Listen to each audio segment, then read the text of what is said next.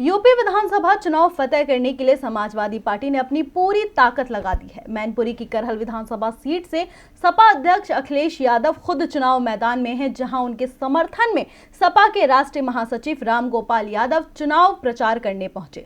प्रचार के दौरान रामगोपाल ने बीजेपी को आड़े हाथों लिया और दावा किया कि सत्ता बीजेपी के हाथ से जा रही है, इसलिए चुनावों में पाकिस्तान की एंट्री हो गई है। और क्या कुछ कहा सपा महासचिव ने, देखते हैं इस रिपोर्ट में। उत्तर प्रदेश विधानसभा चुनाव का बिगुल बज चुका है और 10 फरवरी को पहले चरण के लिए वोट डाले जाएंगे। चुनाव प्रचार में आरोप प्रत्यारोप की राजनीति भी हो रही है और चुनाव में पाकिस्तान की भी एंट्री हो गई है।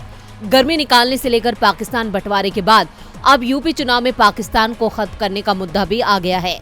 मैनपुरी की करहल सीट से अखिलेश इस बार मैदान में है, जहां शनिवार को रामगोपाल यादव ने अखिलेश के लिए वोट मांगे और बीजेपी को खरी खरी सुनाई।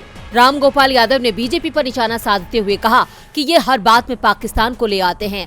मैं कहता हूं कि पाकिस्तान पर हमला करके उसको नष्ट कर दो, अगर ताकत है आप में। लेकिन चीन जो कब्जा कर रहा है उस पर बीजेपी एक शब्द भी नहीं बोलती है, बल्कि चीन का कब्जा करने को सही ठहराने के लिए बयान और दे देते हैं और दुनिया में उसे कहने का मौका मिल जाता है कि ये हिंदुस्तान की सरकार का बयान है। रामगोपाल यादव यही नहीं रुके, उन्होंने आगे कहा कि जब मुलायम सिंह यादव रक्षा मंत्री थे तब उन्होंने ये साफ कर दिया था कि पाकिस्तान से क्या खतरा है। पाकिस्तान को तो हिंदुस्तान 2 दिन में खत्म कर देगा, लेकिन हमें असली खतरा चीन से है।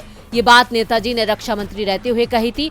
चुनाव आते ही जिन्ना और पाकिस्तान के बाद अब चुनावों में चीन की भी एंट्री हो गई है।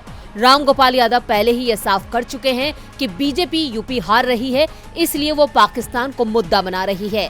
इस बार प्रदेश में सीधी लड़ाई सपा और बीजेपी के बीच है।